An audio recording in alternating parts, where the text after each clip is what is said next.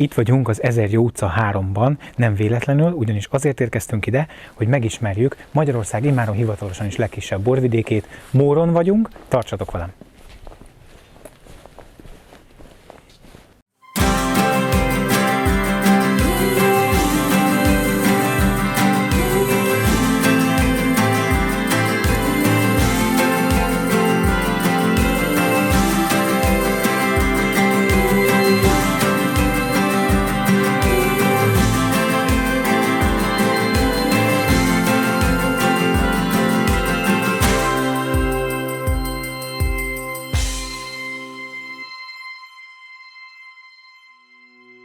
A hazai és a nemzetközi bor turizmusnak a megteremtésében is óriási szerepe van a bormarketingnek, hogy tudatos fogyasztókat, hát csúnya szóval nevelünk. Te hogy látod ennek a jelentőségét? Ez egy olyan nagy feladat, hogy ezt nagyon ügyesen és nagyon nagy odafigyelésen, nagyon hatékonyan kell csinálni, és én azt érzem, hogy mi még az útnak nagyon az elején járunk, de talán jó irányba indultunk el. Ez a feladatnak a legnagyobb része, hogy mi személyesen köszöntsük a vendéget, és búcsúzzunk el tőle. Miben látod a móri boroknak az egyediségét? Szerintem, amiben mi egyediek tudunk lenni, az az, hogy nagyon szép, érett, gyümölcsös fehérborokat tudunk készíteni. Nagyon jó fajtasorral tudunk dolgozni, mert a Chardonnay, a zöldvelteni, a rajnai, a királylányka, a lányka, a sauvignon, a pinot blanc, az 1000 jó mind-mind jól viselkedik a borvidéken, hogy nagyon közel vagyunk a fővároshoz. Nagyon, van egy nemzetiségi kultúránk, hogy így vagy jelen van egy svábság, a svábságnak van egy gasztronómiai kultúrköre, van a városnak egy nagyon jó hangulata, itt van a vértes és a bakony, és mindez a kombó adja az egyediséget. A móri fehérborok nagyon hosszan érlelhetőek palacban. Akár 10 éven keresztül is tud fejlődni egy 1000 jó, egy Chardonnay, egy rajnai. Természetesen ez fajta függő. Tehát én úgy gondolom, hogy az egyediség ebben az egész egységben van, hogy jó a földrajzi elhelyezkedés, jó a fajta, jó a kultúrkörnyezet, egy jó technológiával tényleg roppanós, penge, feszes fehérborokat tudunk készíteni. Hát ez az, amit a francia úgy fogalmaz meg, hogy terroir. Tehát ami ugye nem csak a terület, igen, hanem egyébként az egész adottságok összessége. Így van. Tehát akkor, hogyha lophatom, akkor a móri terroir az, ami egyedivé tesz bennünket. És hány fajtával dolgoztok? A borvidéken van elég sok fajta, mi 9 fajtával dolgozunk itt a saját birtokon. Amiről beszéltünk ugye, hogy tulajdonképpen mára Mór a legkisebb magyar borvidék, az te inkább előnynek, vagy inkább nehézségnek látod? Én úgy gondolom, hogy a borvidék mérete az jelen esetben azért előny, mert könnyebb a termelőket egy irányba összefésülni. Van egyébként olyan helyi ételkülönlegesség, vagy nevezetesség, ami egyrészt a móri borokkal kimondottan jó, másrészt hagyomány, és használjátok? Abszolút. Ugye, amit rögtön itt az elején meg kell említeni, az a móri paprikás csirkeleves. Érdekes, hogy egy levest mondunk először, de ugye a svábság hozta magával azokat a kulturális szokásait, amiket itt is gyakoroltak. És Móron az esküvőkor, éjfélkor nem káposztát, nem töltött káposztát szolgáltak fel, hanem a borok miatt, a nehéz, testes, savas borok miatt egy levest, egy paprikás csirkelevest. A másik, ez az izzasztott káposzta, a Geschwürztekraut, amit fontos megemlíteni főételként, ami gyakorlatilag egy olyan káposzta, egy olyan izzasztott káposzta, amiben sonkát, szalonnát raknak, és így lesz tartalmas az étel, és kint is meg tudták főzni az emberek a szőlőhegyen, és egy nagyon tartalmas étel, és így tudtak fizikai munkát végezni. És a desszerteknél pedig ez a Katzenpratzel, ez a cica vagy macska mancs, amit így mártogatni lehetett borban, általában darált dió, darált csonthéjasok vannak benne, tehát nem csak diót, hanem magyarót és mindent bele lehetett rakni, és azt sütötték ki keményre, és az asszonyok pedig tudták ezt mártogatni a borba. 9 fajtával dolgozunk, és a fő fajtánk, a zászlós hajónk, nekünk itt Móron az 1000 jó. És én, hogyha van rá lehetőség, én ebből nagyon szívesen mutatnék neked egyet kezdésnek, és utána, hogyha lesz még több lehetőségem, akkor mutatnék másik fajtát is a 9-ből. Szuper, kóstoljunk meg egy 1000 jót. Kezdjünk egy 1000 jót. Na. 2018-ban szeretnélek visszakalauzolni. És, nagyon meleg év, nagyon meleg év. Így van. Egyébként egy nagyon különleges borról van szó, illatra és ízre egyaránt, egy nagyon telt, gazdag, gyümölcsös, érett gyümölcsös karakter, az, amit illatban kapunk, és ízben sem marad ettől el. Amellett pedig csatlakozik hozzá egy nagyon kellemes és üdítő savérzet, ami pedig Mornak a sajátossága, igaz? Igen, általában ezek a túros, kapros ételek a halak nagyon jól tudnak hozzáműködni, vagy hát természetesen ez a Geschwürzte-Kraut, amiről már az imént beszéltünk, ő tud jó párja lenni ennek. Tehát a kapros, káposztás ételek mindig jól tudnak működni, például ezerjóval. Tehát immáron a Chardonnay van a poharunkban. Szeretem termelni a Chardonnayt. Annak ellenére, hogy egy picit nehéz, tehát egy picit hisztis vagy, tehát nagyon gyorsan reagál a lisztharmatra, nagyon gyorsan ott kell lenni mellette, tehát egy nehéz fajta, viszont gyümölcsben olyat produkál, amit nagyon nehéz überelni, és én nagyon szeretem ezt a fajta sokoldalúságát a Chardonnaynak. Szerintem ez egy nagyon jól elkészített Chardonnay. Egészségünk!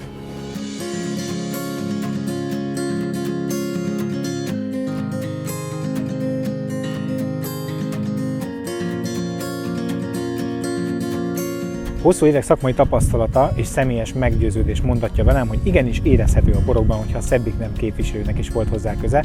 Csetvei Krisztivel beszélgetek. Szia Kriszti! Szia! A bor a szőlőben dől el? Így van, abszolút a szőlőben dől el, úgyhogy köszöntök mindenkit, itt vagyunk a Móri Vénhegyen, az egyik kis szőlőterületünkön, és hát igen, itt dőlnek el a dolgok, úgyhogy lassan a metszéssel folytatjuk ezt az idei évet, és már ez a metszés meghatározó, hogy a jövő évben milyen termést tudunk szüretelni.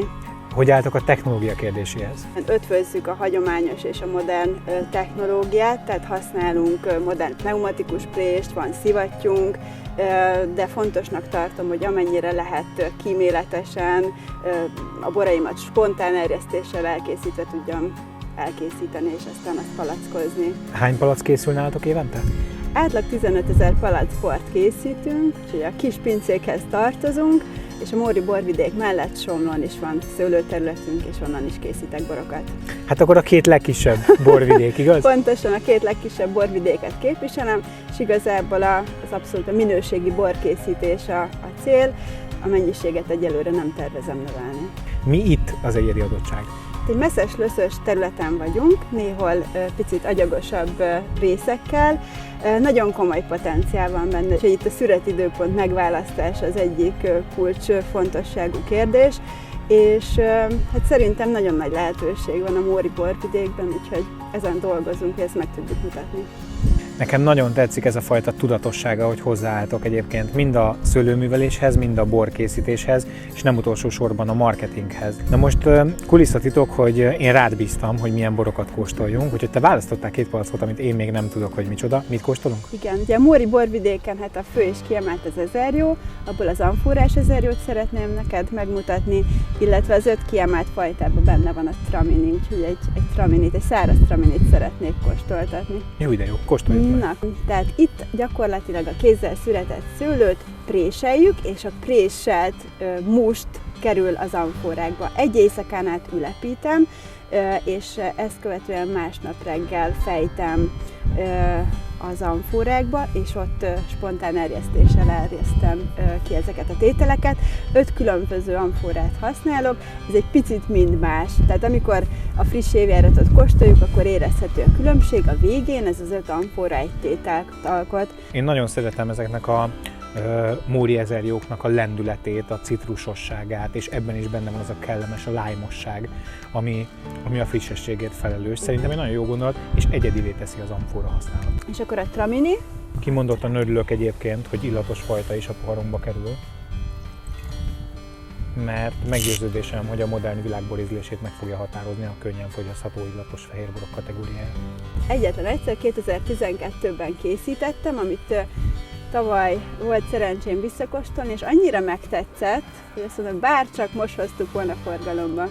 Ezen felbuzdulva a kérésemre másképp lett metszve, művelve, és ebből a vásárolt szőlőből spontán erjesztéssel készítettem ezt a traminit. Benne van a fűszeresség, benne van a lendület, benne van a Móri karakter, de mégis egy ilyen nagyon kedvesen illatos fajta. Gratulálok, nagyon jó volt.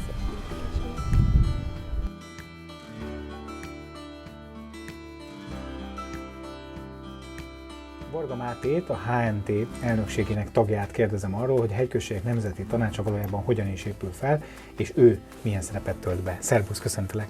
Szervusz, köszöntelek én is itt a pincénkben. A Hegyközségek Nemzeti Tanácsa egy alulról építkező szervezet része. Ugye minden borvidéken az önkormányzatiságot, az államtól átvállalt különböző közigazgatási feladatot a hegyközségi rendszer lát el. Ahol több hegyközség van, ott egy hegyközségi tanács a borvidék csúcsszervezete, ahol pedig ott a hegyközség maga a csúcsszervezet is egyben, és ezek a hegyközségek vagy tanácsok delegálnak egy-egy szőlészeti, illetve egy-egy borászati küldöttet egy országos testületbe, ami a Hegyközségek Nemzeti Tanácsa. Ennek a tanácsnak van egy 10 fős elnöksége, és pár évvel ezelőtt én oda kerültem beválasztásra. Itt dőlnek el a borokkal kapcsolatos szabályozások, ami nem törvényi szint? Ugye a legfelsőbb szinten, tehát a HNT-ben már gyakorlatilag heti rendszerességű az Agrárminisztériummal való egyeztetés, jogszabálytervezetek, stb. Hány engedélyezett szőlőfajta van Móron? 31 néhány, de mindenképpen lennének előnyei annak, hogyha kevesebb fajtaszámmal tudnánk dolgozni. Biztos, hogy a borvidék a közeljövőben nem a nagyvörösborok hazája lesz, viszont ezek a ropogós rozék meg most már többször bizonyítottak akár országos szintű borversenyen is. Hát meg könnyebbé teszi a kommunikációt. Tehát ha azt mondjuk, hogy a fehérborokról és a rozékról szól Mór, akkor ez könnyebb kommunikálni. Nagyon szépen köszönjük. Köszönöm szépen.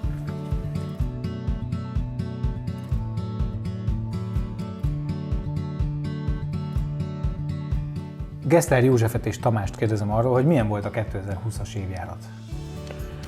Hát a 2020-as évjáratról röviden annyit, hogy minőségileg meg voltunk elégedve, nagyon szép mustfokú szőlőket hoztunk be. A mennyiség egy kicsit kevesebb lett az átlagnál, kicsit szeszélyes volt az időjárás, ez bezavart. Nagyon izgalmas volt, tavasztól az indulás volt, minden, fagy, asszály, sok eső, de a végén csodálatos szép termést tudtunk betakarítani, behozni ide a pincébe. Igazából annyira jól érzi magát itt a kékfrankos, hogy nagyon szép borokat tudtunk belőle készíteni, és tavaly is be is neveztük jó pár borversenyre, és az egyikre elhozta a Magyarország legjobb új bora címet. Tehát ez tiszta kékfrankos, egyébként egy nagyon jó bor. Én a magam részéről azt gondolom, hogy teljesen friss, gyümölcsös, könnyed karakter, így egy év távlatából is. Igen, ennek a rozénak az az érdekessége, hogy a Móri borvidék egy történelmi fehérboros borvidék, és 2 cikluson keresztül a hegyközség elnöke voltam, és akkor eljött az a pillanat, amikor ki kellett választanunk 5 fajtát, ami a támogatott körhöz tartozik, és nagy küzdelem volt, hogy kékszőlőt is vigyünk a palettába, és így került sor a kékfrankosra, és azért ez a 2020-as év, ez valahogy igazán elégtételt varázsolt számunkra, hogy van helye a történelmi fehérboros borvidéken a kékszőlőnek is. Igaz, hogy mi vörösbort biztonságban nem tudunk készíteni, ahhoz kellene átlagosan 2000 óra napsütéses órák száma. Nálunk ez még nincs meg, de úgy néz ki, hogy a klímaváltozás révén rövidesen elérjük ezt a lehetőséget is. Tehát akkor az általánosan elmondhatjuk, hogy a globális felmelegedésből, a klímaváltozásból Mór profitálni fog. A Móri borvidékről annyit kell tudni, hogy ez egy felfedezetlen kincs, ez a Móri borvidék, úgyhogy én nagyon azt gondolom, hogy előttünk van még a jövő, főleg a fiatalok előtt. Kóstoljunk meg egy zenitet, erre olyan kíváncsi vagyok. Tudni kell, hogy a zenit az Ezerjónak és a Bouvier-nak a nemesítéséből jött létre, valamikor a 60-as években a Pécsi Kutatóintézetben nemesítették. Tehát akkor ti abban gondolkodtok, hogy magyar fajtákra kell helyezni a hangsúlyt a világfajtákkal szemben? Nekünk a legnagyobb kitörési lehetőségünk, hogyha hungarikumokkal foglalkozunk, mert kedvenc fajtánk a chardonnay, de a chardonnayval nem tudunk világviszonylatban versenyezni. Van olyan hagyományosan családi ételetek, amihez ezeket a borokat szívesen társítjátok? A borkóstolók már a borkocsijának is egy Quircedni nevű sváb süteményt szoktunk az asztalra rakni, mert ez nagyon jó porózus szerkezetű, de viszont egy jellegtelen süteményféleség, amit régen annak idején azért találtak ki, mert a régi időkben az asszonyoknak, amikor kevés volt a termés, kevés volt a bor, akkor nem tudtak bort inni, és rendeletben megtiltották, hogy a nők bort igyanak, és akkor leleményességük révén kitalálták ezt a süteményt, és nagyon jól magába tudta szívni a bort, és az ügyesebb asszonyok több bort meg tudtak enni, mint a férfiak inni.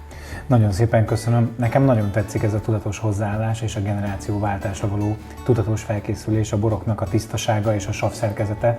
Örülök, hogy egy kicsit jobban megismertük a móri borvidéket. Tartsatok velünk legközelebb is, akkor is egy nagyon izgalmas borvidéket mutatunk be közelebbről. Köszönöm szépen, egészségünkre! És köszönjük egészségünkre. Szervusztok. Sziasztok.